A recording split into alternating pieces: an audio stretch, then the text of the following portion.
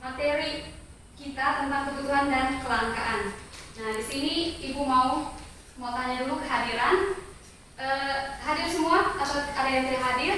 Hadir semua Ibu. Oke, kalau begitu Ibu minta satu orang untuk pimpin kita dalam doa dulu sebelum kita mulai kegiatan kita.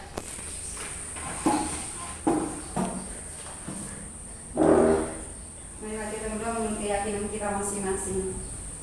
Amin. Oke, terima kasih. Baik, di sini kita akan belajar tentang kebutuhan dan kelangkaan. Materinya tentang kebutuhan manusia dan kelangkaan.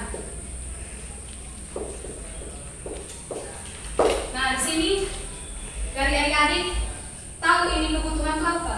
Arti pengertian kebutuhan. Ada yang tahu? Ibu, kebutuhan itu adalah sesuatu yang harus kita penuhi. Oke, sesuatu yang harus dipenuhi. Ada yang lain?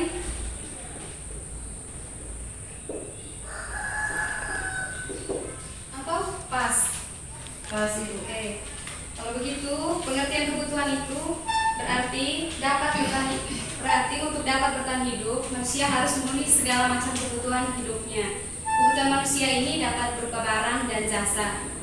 Kebutuhan hidup merupakan pemenuhan yang diperlukan agar manusia merasa nyaman. Oke, di sini faktor-faktor yang mempengaruhi berkembangnya kebutuhan manusia. Di antaranya ada 3. Yang pertama, sifat manusia tidak pernah merasa puas dengan apa yang telah mereka peroleh. Yang kedua, adanya pertumbuhan penduduk dunia yang tinggi. Ketiga, kebutuhan manusia sifatnya tidak terbatas, sedangkan sumber daya untuk menghasilkan semua barang dan jasa yang dibutuhkan manusia bersifatnya terbatas. Oke, materi yang keduanya itu tentang macam-macam kebutuhan.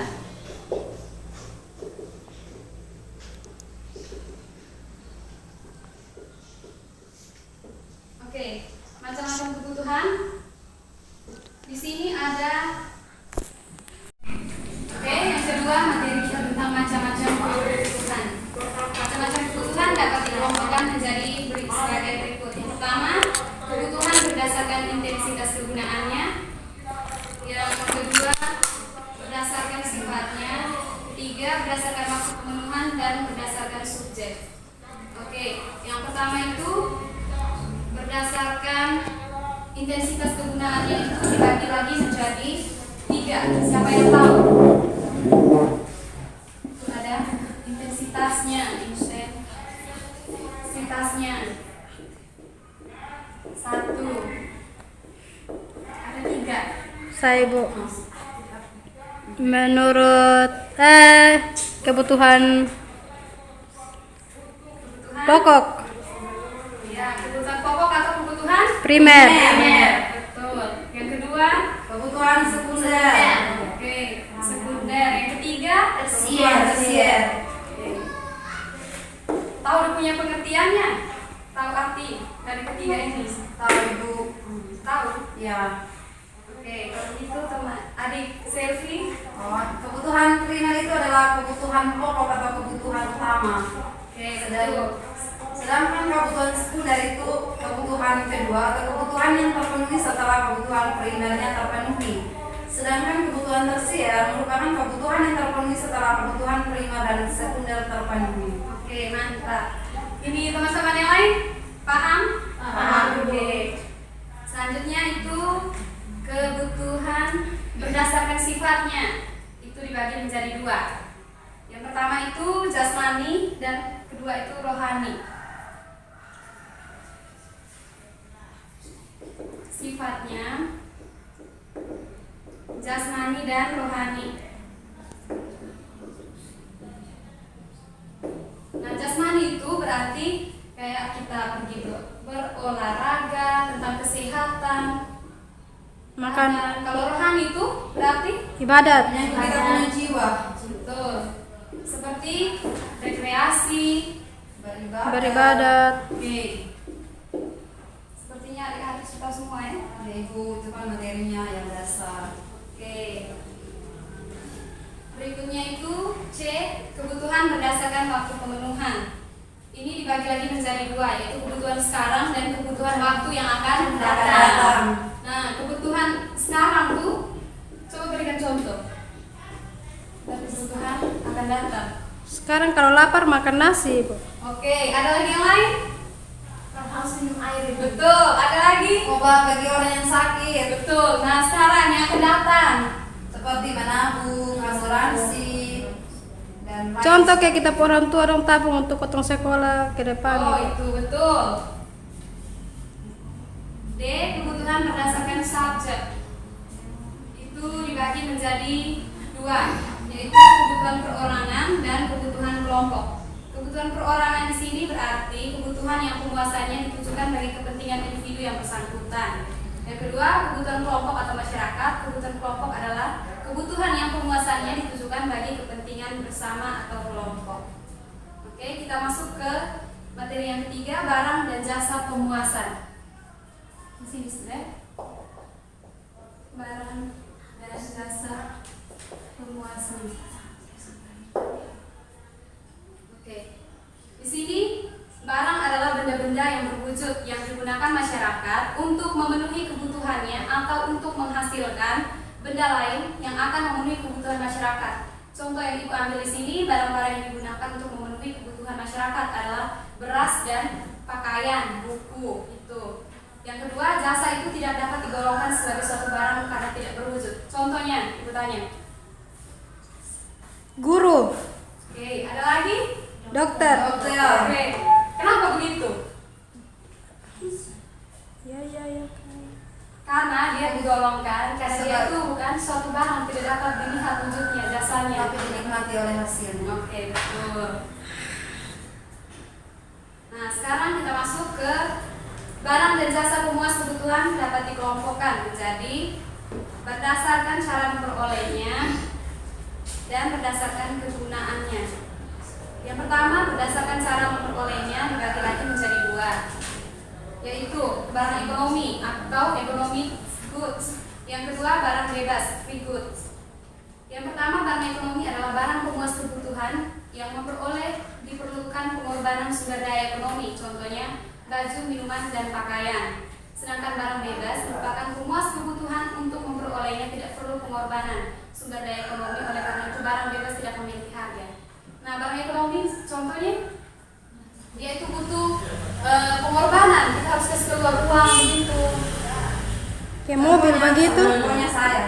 Contohnya Apa? Contohnya saya ingin membeli sepatu baru. Saya harus membutuhkan uang untuk membeli sepatu Nah, itu tersebut. uang itu menjadi korban untuk mendapatkan sesuatu yang kita inginkan. Sedangkan barang bebas, yang bebas kita tidak usah ini beli, tidak usah minta, ada sebenarnya tuh. Contohnya matahari. Nah, ada lagi. Angin. Nah, itu. Oke.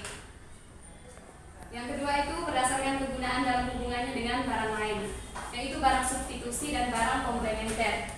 Barang substitusi itu kan barang untuk mengganti, sedangkan komplementer itu berarti barang yang melengkapi barang lain. Di sini Ibu ambil contoh barang substitusi itu kopi dapat digantikan dengan teh untuk kita minum. Oke. Yang keduanya itu barang komplementer. Dia barang pelengkap. Ya. Contohnya adik-adik pakai sepatu harus pakai dengan Kaos kaki. Oke, betul. Kalau buat kopi harus dengan Gula. gula. Gitu. Ya. Motor harus membutuhkan bensin. Oke. Kalau banyak pakai baju harus menggunakan rok. Bisa juga pakai dengan celana, bukan hanya pakai rok. Oh iya ibu. Itu untuk perempuan pakai dengan rok. Kalau laki Celana. Oke. C berdasarkan proses produksinya, yaitu ada barang mentah, barang setengah jadi, dan barang jadi. Oke, barang mentah ini berarti barang yang belum mengalami proses. Contohnya kayu, padi, dan tembakau. Yang kedua, barang setengah jadi adalah barang yang sudah mengalami proses produksi, tetapi belum dapat digunakan untuk memenuhi kebutuhan manusia. Contohnya benang, semen, dan kulit. Tiga, barang jadi. Barang jadi adalah barang dan jasa pemuas kebutuhan manusia yang sudah mengalami proses produksi. Contohnya pakaian yang sedang kita pakai, sepatu yang sedang kita pakai, meja, Pusing. Oke. dan lain sebagainya.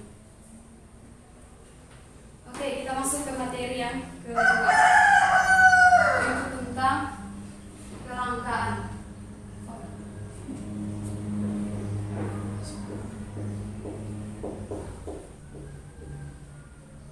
Oke, kelangkaan. Ada yang sudah pernah dengar ini nama kelangkaan? Ibu minta tolong satu orang untuk hapus papan.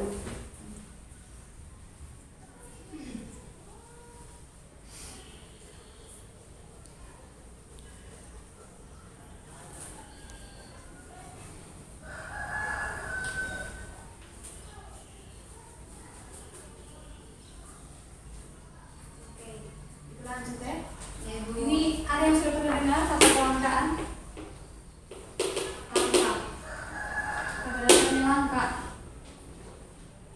Punah. Hampir punah.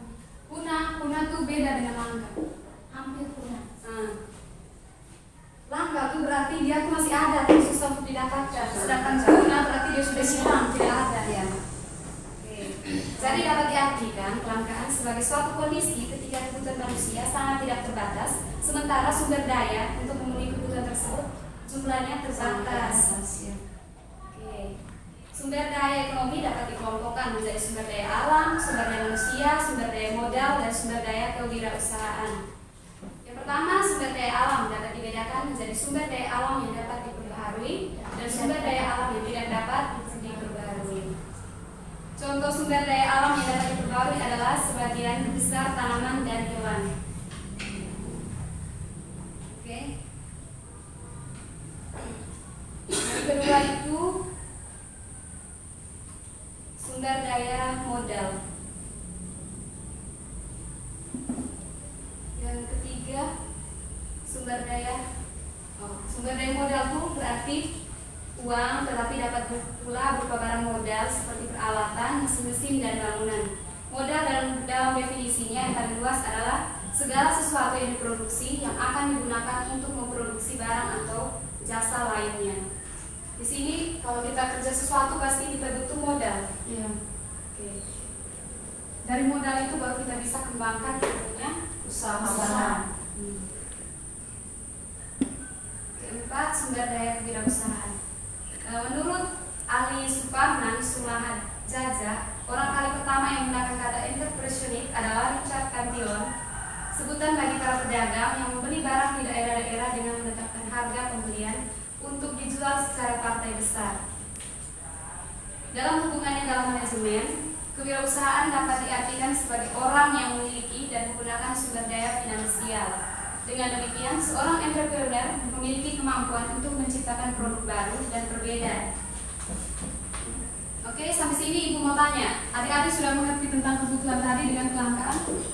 Atau masih mau bertanya? Sudah, Ibu. Sudah? Sudah, Ibu.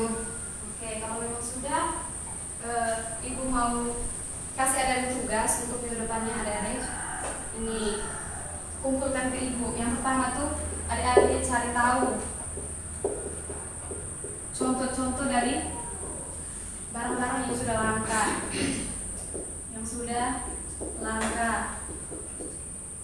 Yang kedua, pengertian dari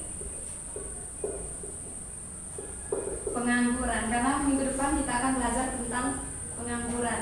Dan Ibu harap adik-adik belajar tentang materi ini karena minggu depan kita akan belajar tentang itu supaya kalau Ibu masuk, Ibu tanya, adik-adik sudah bisa jawab. Ya, Ibu. Oke, sampai di sini pelajaran kita hari ini. Sebelum kita mengakhiri kegiatan kita, Ibu minta kita tutup lagi dengan doa. Marilah berdoa menurut keyakinan kita masing-masing. Amin. Oke, terima kasih. Selamat siang untuk kita semua. Selamat siang, Ibu.